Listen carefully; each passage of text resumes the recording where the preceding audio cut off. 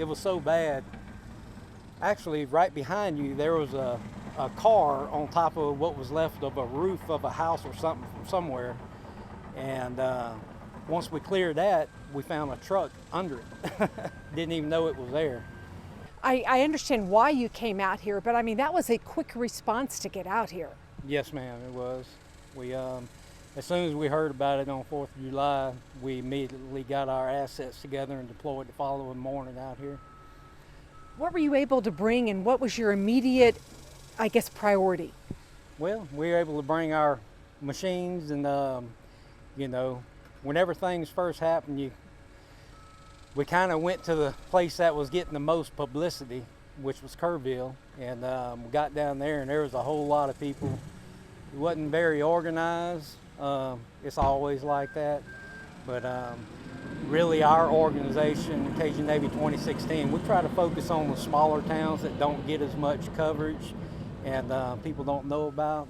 And as you can see, this small town right here really got hit pretty hard.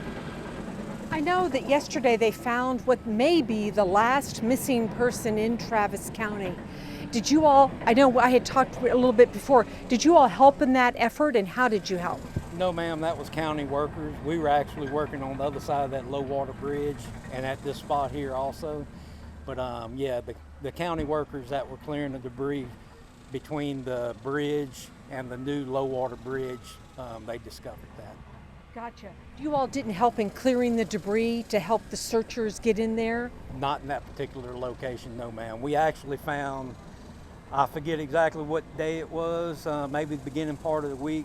We did, one of our guys discovered the individual in a pile up here at the very beginning of the street. But that I know of, there's probably been 3 people recovered that I know of right here. You know, not counting what the SAR teams have been looking at also. It's just so hard. But you all get in, and what you're able to do is clear the way for people to come in and get to their homes. Yes, ma'am. I mean, usually whenever we come in, that's our MO. We clear roads and try to help local officials get all that opened up where people can get accessible again. And after this, you know, of course, people need gas for generators, food, water. A lot of them, they lost all that. So we're blessed enough to be able to come in like that and make a big difference.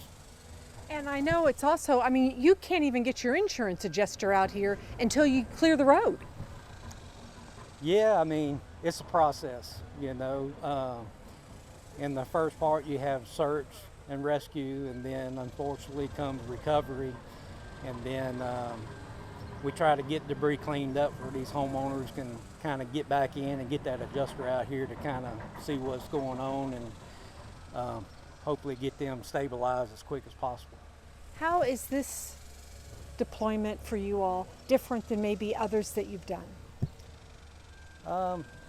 This one here, it's amazing the amount of destruction. You know, this particular area where we're standing right now, the river's right there, so everything was flowing parallel with this street. Manufactured homes, travel trailers, vehicles, you name it. It all came down this street, and it ended up in the back of Miss Joe's property here and stacked up in the front. If you would have been looking at this place, you know, Saturday morning, there was a sea can right here and debris pile probably 8-9 foot tall. It was so bad. Actually, right behind you, there was a car on top of what was left of a roof of a house or something from somewhere. And once we cleared that, we found a truck under it. Didn't even know it was there. And the neighbor's travel trailer, which is over there in their backyard now, was back here in the bushes on another big debris pile. Miss Joe, she had some dogs here, and unfortunately 8 of those perished, and we were able to dig them a grave site over there and give them the burial that they needed. And you know, it affected more than just people. It affected wildlife, and people just don't understand until they get out here and put their own eyes on it. These pictures and videos that you see just don't do it justice. I agree with you. What's your next step in this process? We're just trying to get things cleaned up, and so hopefully the people that want to stay here and rebuild, they'll have a clean slate to start over again. And it's just crying shame, like this house right here. This lady, she's almost 80 years old, and everything she's collected her whole life. I mean, it's really depressing grabbing all these antiques that we're having to throw out. They're not salvageable, and just grab them with this machine. And I mean, that's what she owns right there in that pile. Well, that's just one pile of probably 10 that we put out here. But everybody needs to pray for these people down here. Pray for all the first responders, everybody involved with the search and rescue from top to bottom. I mean, it takes a village to pull this off and get everybody's lives straight again. And we're just doing a very, very small part of it.